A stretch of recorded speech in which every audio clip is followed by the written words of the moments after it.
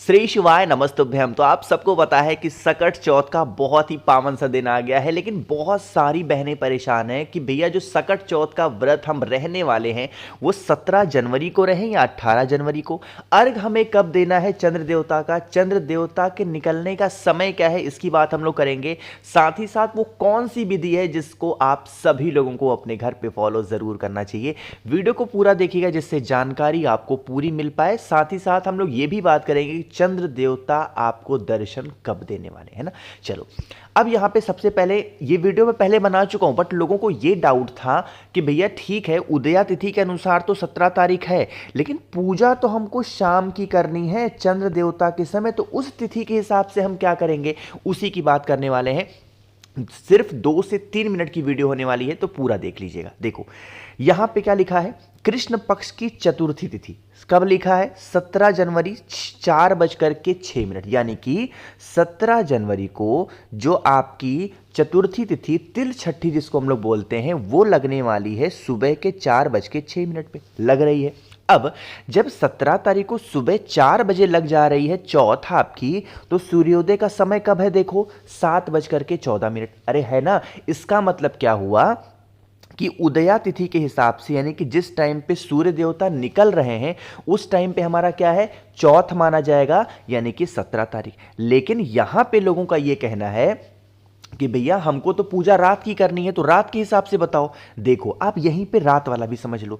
चतुर्थी तिथि आपकी कब तक है, 17 जनवरी से सुबह के 4 बजे स्टार्ट होगी और 18 जनवरी को अगले दिन सुबह 5:30 बजे। इसका मतलब 17 तारीख की रात में भी तो चतुर्थी ही है। आप देखो पहले 4:06 पे सुबह लग जाएगी 17 तारीख को, और खत्म कब हो रही है, 18 तारीख को अगले दिन सुबह मॉर्निंग 5:30 बजे। इसका मतलब यह हुआ कि चाहे हम उदया तिथि देख रहे हों या फिर रात में चंद्र देवता के समय की बातें कर रहे हों, दोनों स्थिति में जो हम लोग को इस बार सकट चौथ का व्रत रहना है, जो भी महिलाएं रखेंगी अपने बच्चे के लिए, वो किसके लिए होगा, वो आपको 17 जनवरी को ही रहना होगा। इतनी बातें आपको क्लियर हो गई हैं। अब यहां पे एक छोटी सी बात ये समझ लो, यहां पे एक पूरी पेपर की कटिंग आपको दिख रही है, सेम चीजें जो पंचांग मैंने दिखाई वो भी दिखा हुआ है।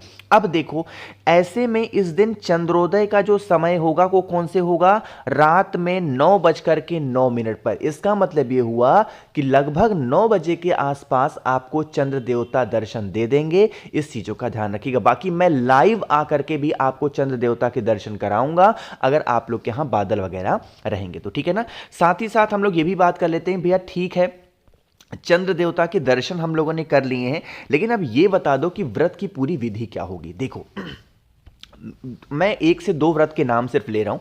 जैसे एक होता है करवा चौथ, एक व्रत होता है यही सकट चौथ का, और एक और कोई व्रत होता है, मुझे नाम इस टाइम याद नहीं आ रहा है।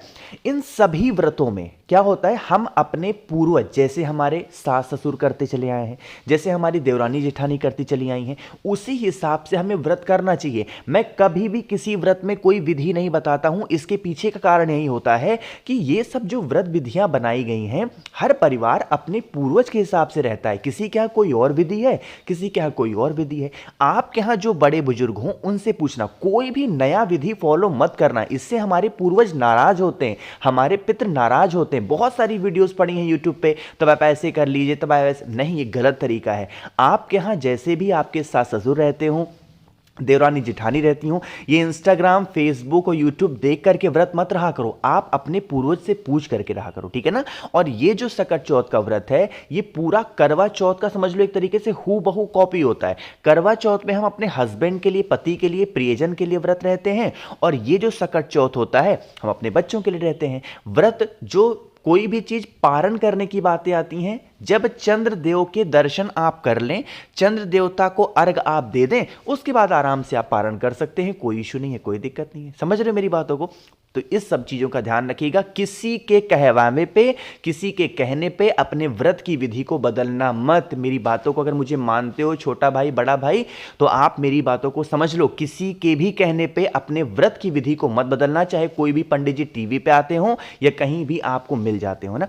आप अपने घर में जो बड़े बुजुर्ग हों उनसे ही पूछ करके आप इस व्रत को रहना, ठीक है ना, क्योंकि ये आपके बच्चों का सवाल है और एक मां के लिए उनके बच्चे से बढ़कर कोई नहीं होता, ठीक है ना।